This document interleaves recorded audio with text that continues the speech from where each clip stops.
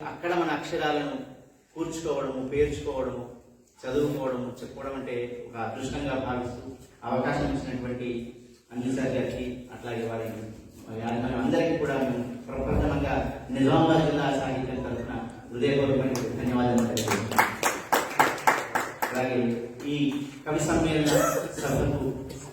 దక్షతగా అధ్యక్షత వహించి అనన్య సామాన్యమైనటువంటి రీతిలో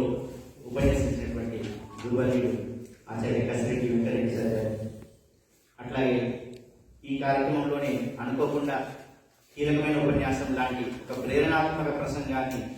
మా కవి సమ్మేళనం సందర్భంగానే అందించినటువంటి ఒక రకంగా విశ్వవిఖ్యాత విమర్శక అగ్రేసరుడు అన్నగారు డాక్టర్ బాలశ్రీనివాసమూర్తి గారికి,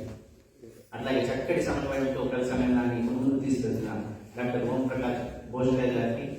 మా కవి బృందం అందరికీ కూడా పేరు పేరున నమస్కారాలు, వందనాలు తెలియజేస్తూ, నా కవితా శీర్షిక పాడుకొందును.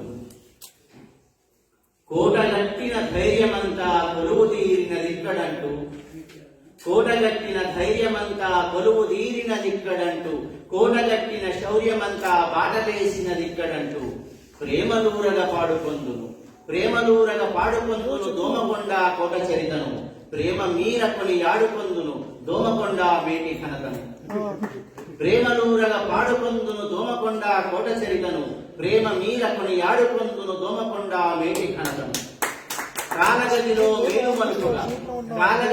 మేలు మలుపుగా కాంతులీనిన కామినేనికి మూల పురుషుని ముందు చూపుకు వేల వేల నదులు తెలుపుతూ, ప్రజలు మెచ్చని పాలనతో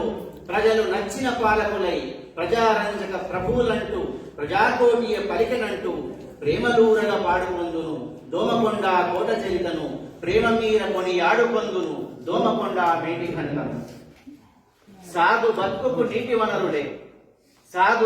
నీటి వనరులే సారవంతము చేయునంటూ, చాలా చాలా చెరువులెన్నో మేలుకూర్చగట్టినట్టి, రైతు గుండెల గుడులయందున రాజ్యమేలిన రమ్యకీర్తులు దైవరూపులు దయామయులవు దండి ప్రభువుల తలుచుకుంటూ, ప్రేమలూరగా పాడుకొందును దోమకొండ కోట చరితను, ప్రేమ మీర కొని ఆడుకొందును దోమకొండ మేటి ఘనతను.